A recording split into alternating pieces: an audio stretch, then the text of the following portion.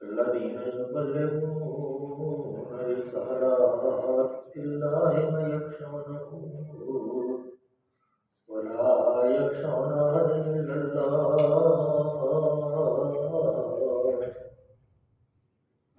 وكفى بالله حسيبا.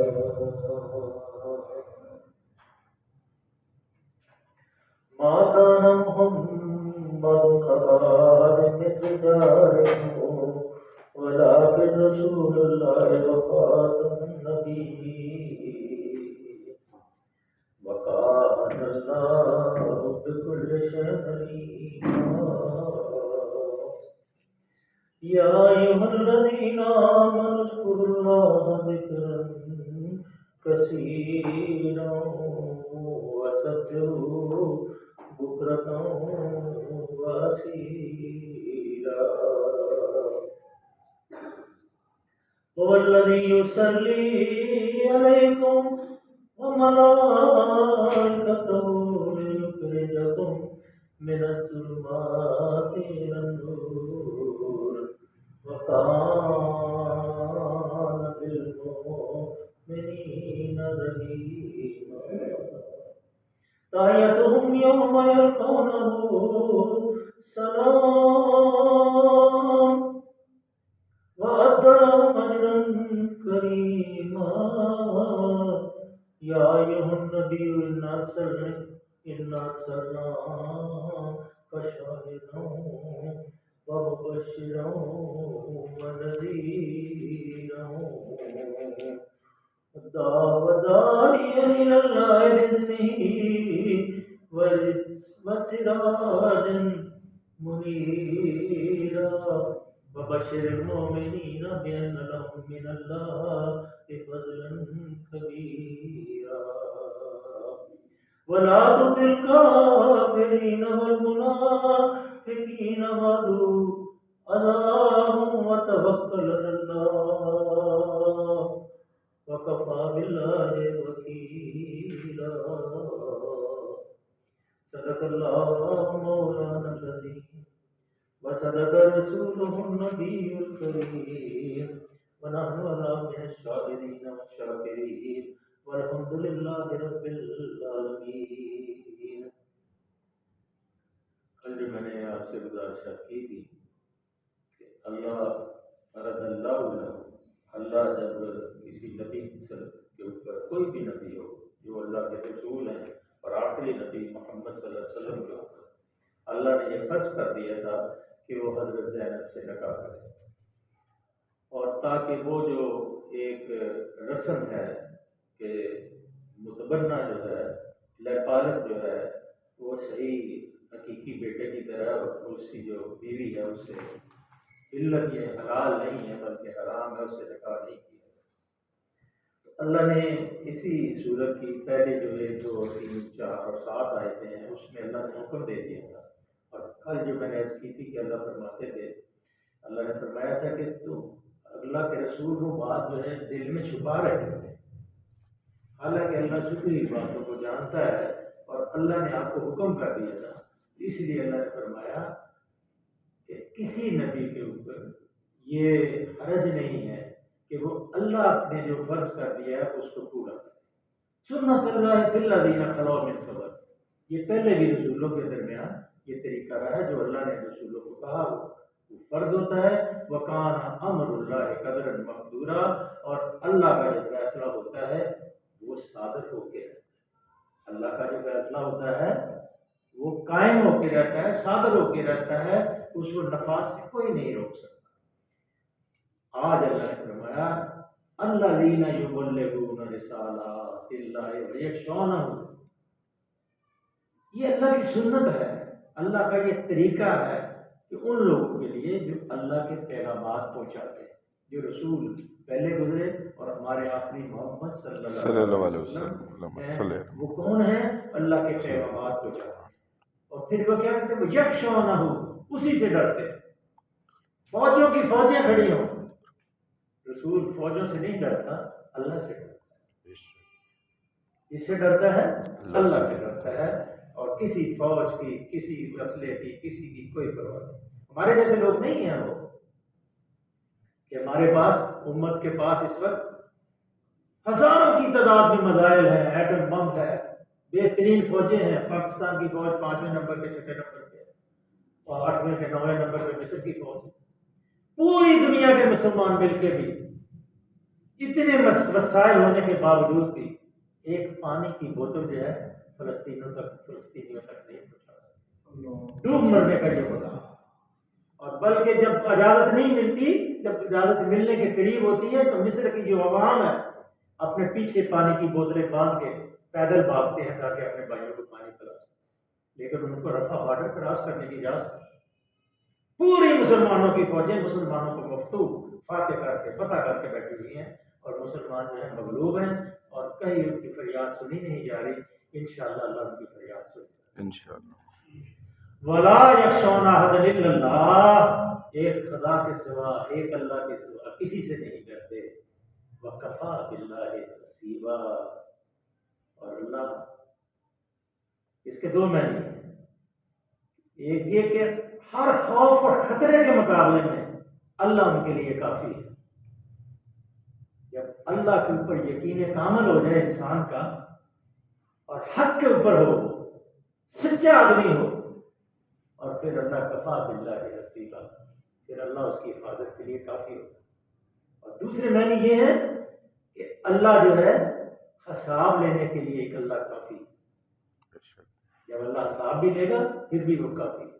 اس لیے اللہ ہی سے ڈرنا چاہیے، کسی سے نہیں ڈرنا چاہیے، اللہ ہی سے ڈرنا چاہیے، اور کوشش کرنی چاہیے کہ ہم سچ بولیں، حلال پہ استقامت کریں، حرام سے بچنے کی کوشش کریں، آنکھ کی خیانت سے بچیں، اور اپنے گھر والوں کو بھی یہ نصیحت کریں کہ وہ حلال کھائیں، غیبت سے بچیں، حرام سے بچیں، اور آنکھ کی خیانت سے بچیں۔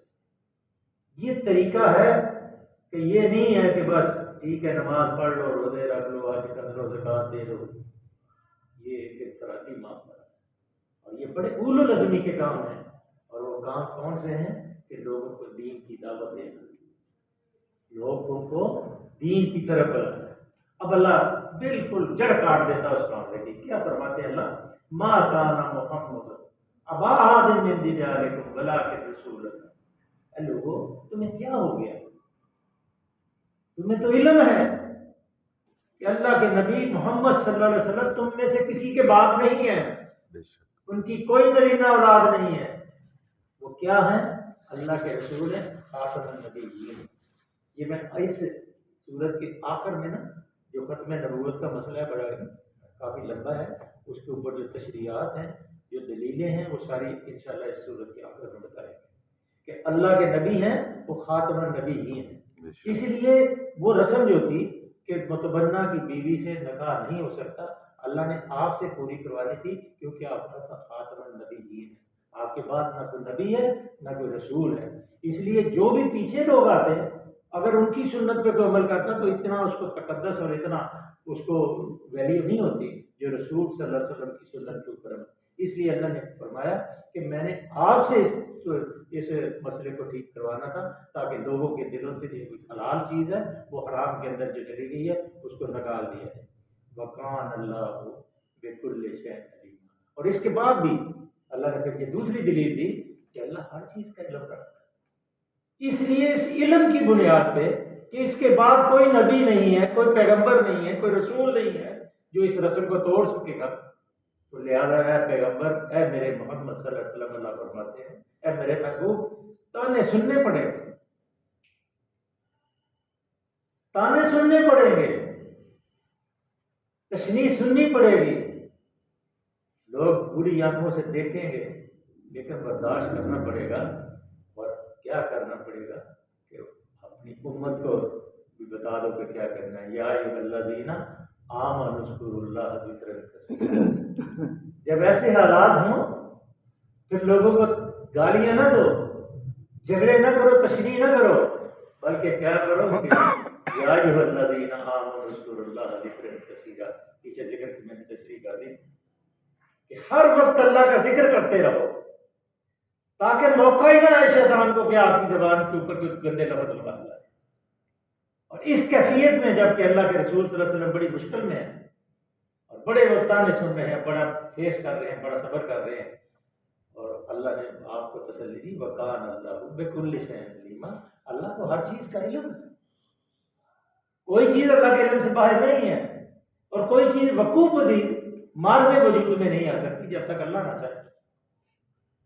اس لیے اللہ نے فرمایا کہ اپنی امت کو، یا ایھا الذین آمنوا، اے ایمان والو، اس کیفیت میں جب کہ آپ گر گئے ہیں، آپ کوئی دلیل کوئی جواب کا جواب سننے کے لیے تیار نہیں ہے، کیا کرو، یا ایھا الذین آمنوا اذکروا اللہ ذکر کثیرا، کہ ذکر کرو کثیر، جیسے پیچھے میں نے بتایا، اٹھتے بیٹھتے جاگتے سوتے، یہ نہیں کہ وہ دانوں والی تسبیح پھیرتے رہو پھیرتے رہو پھیرتے رہو، اتنی تسبیح ہوگی اتنی تسبیح ہوگی، بلکہ کیا ہے، آمنوا اذکروا اللہ ذکرا کثیرا، اٹھتے بیٹھتے سبحان اللہ و بحمدہ سبحان اللہ العظیم،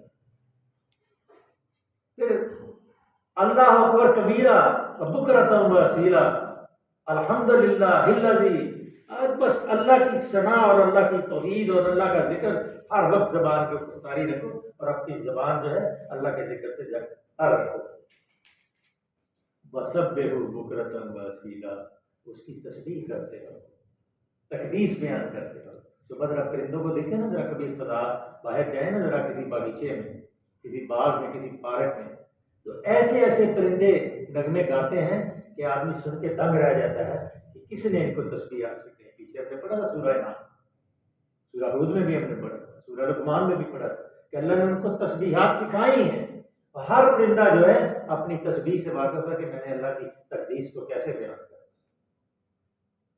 سبحوا بکرۃ و اصیلا، بس صبح شام اس کی تسبیح بیان کرتے رہو، اور ایک لمحہ کے لیے بھی اس کو اگنور نہ کرو۔ جب دشمنوں کی طرف سے اللہ کے رسول پر یہ طعن و تشنیع کی بارش ہو رہی تھی، اس وقت اللہ نے یہ کہا کہ یہ دین حق کو ترک نہ کر دینا، کئی طعنوں کا جواب طعنوں سے نہ دینا شروع کر دینا، گالیاں نہ دینا شروع کر دینا، برا بھلا نہ کہنا شروع کر دینا، بلکہ کیا کریں، بکرۃ و سبحوا بکرۃ و اصیلا، صبح شام، بس صبح شام اس کے ذکر کرتے رہنا، تسبیح کرتے، هو الذی یصلی علیکم وملائکتہ لیخرجکم من الظلمات الی النور، یہ بڑی اہم ہے، وہی ہے جو تم پر رحمت بھیجتا ہے، وہی ہے جو تم پر رحمت بھیجتا ہے، اور اس کے ملائکہ تمہارے لیے دعائے رحمت کرتے ہیں، وہ تمہیں تاریکیوں سے نکالتا ہے، روشنی میں لے آتا ہے، تاریکیوں سے نکالتا ہے، روشنی میں لے آتا ہے، اور وَكَانَ بِالْمُؤْمِنِينَ رَحِيمًا، اور وہ مومنوں کے اوپر بہت مہربان، مومنوں کے اوپر اللہ مسلمانوں کو یہ احساس دلاتا ہے کہ کفار منافقین کی ساری جلن اور پھڑن جو ہے وہ اس لیے ہے کہ جو اعلی اخلاق آپ دین اپنانے کی وجہ سے آپ کے اندر پیدا ہوئی، جو تطہیر اور افکار ہوا ہے، جو تزکیہ نفس ہوا ہے تمہارے اندر، اور دنیا کی قوموں کے اندر تم ممتاز ہو گئے، تم مطہر و پاک و صاف ہو گئے، اس لیے تمہارے ساتھ یہ جو کافر لوگ ہیں، جو مشرک لوگ ہیں، یہ ایک اپنے دل کے اندر یہ حسد رکھتے ہیں، بغض رکھتے ہیں، تو تم ان کے ساتھ بالکل کوئی،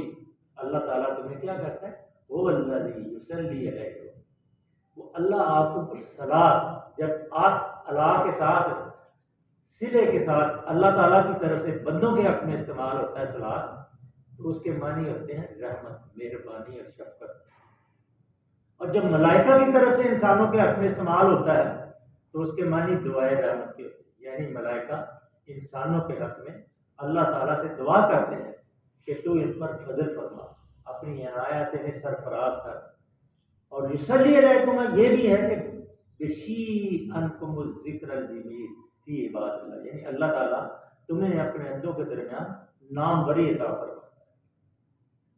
یہ یا اللہ نے فرمایا هو الذی یصلی علیکم وملائکتہ لیخرجکم من الظلمات الی النور وکان بالمؤمنین رحیما تحیتہم یوما یلقونہ سلام۔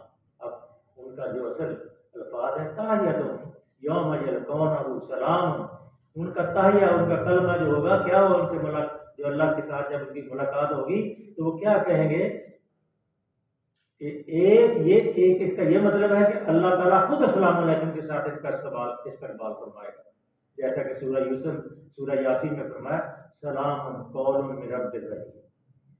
دوسرے ملائکہ ان کو سلام کریں گے، جیسے سورہ نحل میں ہم نے پڑھا تھا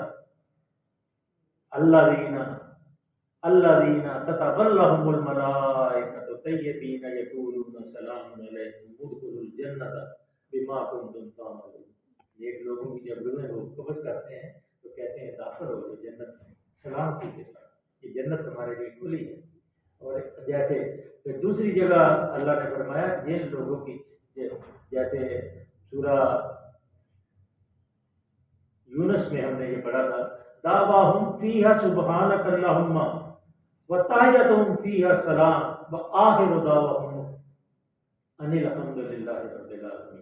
وہاں ان کی صدا یہ ہوگی خدایا پاک ہے تیری ذات، اور تیرا تحیہ، ان کا تحیہ، ان کا جو کلام ہوگا وہ سلام ہوگا۔ ان کی تان جب ٹوٹے گی اس بات پر کہ ساری تعریف اللہ رب العالمین کے لیے، یہ وہ مسلمانوں کی کیفیت اللہ نے بیان فرمائی ہے کہ اللہ کا وعد لہم اجرا کریما، یہ اللہ کا کرم بڑا باعزت اجر فراہم اللہ ان کو یہ کرتا ہے جب یہ کلمات کو ادا کرتے ہیں۔ اللہ فرماتے ہیں یا ایھا النبی انا ارسلناک شاہدا ومبشرا ونذیرا، یہ تیرے گمان کرتے ہیں، بدگمانی کر رہے ہیں، اے میرے محمد صلی اللہ علیہ وسلم۔ ٹائم ختم ہو گیا؟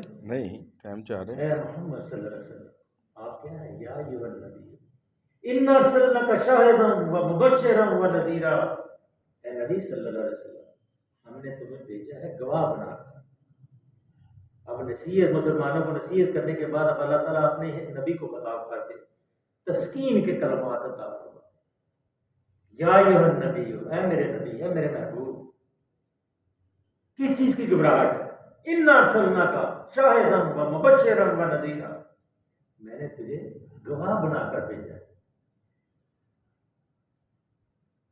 میں نے تجھے مراتب عالیہ بخشے، آپ کی شخصیت اس سے بہت بلند ہے۔ یہ مخالفین اپنے بہتان اور افتراء کے طوفان اٹھا کر آپ کا کچھ نہیں بگاڑ سکتے، لہذا آپ نہ ان کی شرارتوں سے رنجیدہ ہوں، نہ ان کے پروپوگنڈا کو پرکا کی ایک چھت کے برابر بھی سمجھے۔ آپ تو شاہد گواہ ہیں، و مبشرا و بشارت دینے والے، و نذیرا اور ڈرانے والے، جس میں مومن کافر سب شامل، سب کو اپنے فرائض منصبی ادا کیے جائیے، انہیں کچھ ان کا دی چاہے بگنے دیجیے، لیکن آپ تو مبشر، آپ شاہد ہیں، مبشر ہیں، نذیر ہیں، آپ کو تو بشارت دینے والا بنا کے بھیجا، جنت بھی بتا دی، دوزخ بھی بتا دی، دنیا میں کئی ایسے مخفی راز اللہ کے رسول صلی اللہ علیہ وسلم نے ہمیں بتا دیے جو ہمیں ہماری جہاں تک پہنچ ہی نہیں۔ اسی طرح فرمایا کہ مبشر، شاہد گواہ، مبشر و نذیرہ، اور گواہ بنا دیا میں نے تجھے امت کے اوپر کہ جب قیامت کے دن آئیں گے تو تجھے گواہ کے طور پہ کھڑا کیا جائے گا کہ یہ اپنی امت ہے، وہ نذیرہ اور ڈرانے والا بنایا تمہیں اس کے یہ بڑی وسعت رکھتا ہے گواہ کے معنی بہت ہے۔ ایک قول شہادت کے ہیں، یعنی کہ اللہ دین جن حقائق اور اصولوں پر مبنی ہے، نبی ان کی صداقت کا گواہ بن کر کھڑا۔ دین یہ جو بنیادی قواعد ہیں، جو اصول ہیں، اللہ کے نبی اس کے اوپر گواہ بن کے کھڑے ہوں۔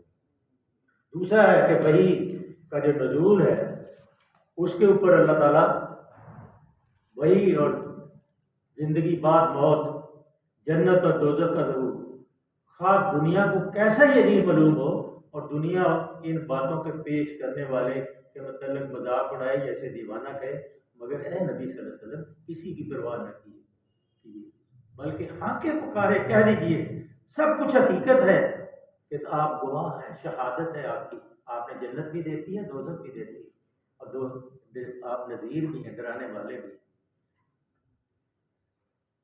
خطرناک لائٹ جلتی ہے۔ دوسری ہے کہ عملی شہادت، یعنی کہ نبی پوری زندگی میں اس مسلک کا عموماً مظاہرہ کرے جسے دنیا کے سامنے پیش کرنے کے لیے وہ اٹھا، جس چیز یعنی کہ اپنے عمل سے یہ ثابت کرے کہ یہ دین ہے، اور دین ثابت قائم کر کے آپ نے بتا دیا۔ کوئی ایسا کام باقی نہیں رہا جو اللہ کے نبی نے پورا نہ کیا ہو، اللہ کی تائید سے پورا نہ کیا ہو، اللہ کے حکم سے پورا نہ کیا، مکمل دین نافذ کر کے بتا دیا۔ آج جب بھی آپ کوئی بات کریں گے، سنت کی بات کریں گے اور طریقہ جو نبی صلی اللہ علیہ وسلم کا ہے اس کے اوپر عمل کریں گے تو پھر ہی آپ بچیں گے، ورنہ تو یہ روزے رکھنے اور یہ کہنا یہ تقویٰ تو تب آئے گا نا جب ہم اللہ کے نبی کی سنت کے عمل۔ تو جب آپ نے مدینے میں قدم رکھا تھا تو لوگوں کی ایسی جماعت بنائی تھی کہ جو سب کچھ دین کی خاطر لٹانا چاہتے تھے، تبھی تو مدینے کی ریاست بن گئی تھی، تبھی تو وہ ایک دوسرے کے بھائی بن گئے تھے، تبھی تو وہ بیوی کو طلاق دینے کے لیے تیار ہو کہ 2 بیویاں پوجے۔ لیکن جب تک اس کے اوپر جو وقت حاکم ہے وہ مسلمان اور سختی نہ کرے، یہ دین کی حاکمیت قائم نہیں ہو سکتی۔ لیکن ستم در ستم یہ ہے کہ موجودہ زمانے میں اس وقت جو اس وقت زمانہ ہے، دنیا کچھ تھی وہاں بھی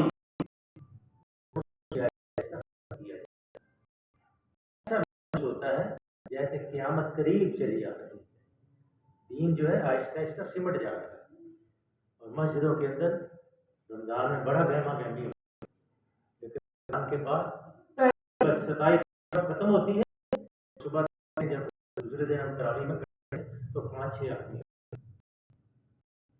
یہ بڑا خراب ٹائم ہے۔ میرے عزیزوں، جو آپ یہاں بیٹھتے ہیں اپنے ایمان کی آگاہی کریں، اپنے ایمان کو مضبوط کریں، حلال کھائیں، تقوی اختیار کریں، اللہ کا خوف اپنے اوپر وارد کریں، انصاف کی بات کریں، حرام سے گھر والوں کو بھی بچائیں، آپ بھی بچنے کی کوشش کریں، آنکھ کی خیانت سے بچیں اور لوگوں کو تبلیغ کریں کہ اللہ سے ڈر جائیں، بالکل کریں۔ وما علینا اللہم صلی وسلم علی عبدک ورسولک وحبیبک سیدنا محمد وعلی آلہ وصحبہ وسلم۔ آمین۔ اللہ ہمارا بیٹھنا قبول فرما، پڑھنا قبول فرما۔ اللہ یہ جو سورت ہے سورہ احزاب، اس میں سارے احکام ہیں اور تیرے نبی کا کردار ہے جو آپ نے فرمایا، اللہ ان کے طرز عمل، ان کی سنت میں عمل کرنے کی توفیق عطا۔ آنے والے مسائل و مشکلات، بیمار کو شفا عطا، تندرست آمین۔ اللہ بیٹھنے والوں کی جائز نجات کو، آمین۔ صلی اللہ تعالیٰ علیہ وسلم۔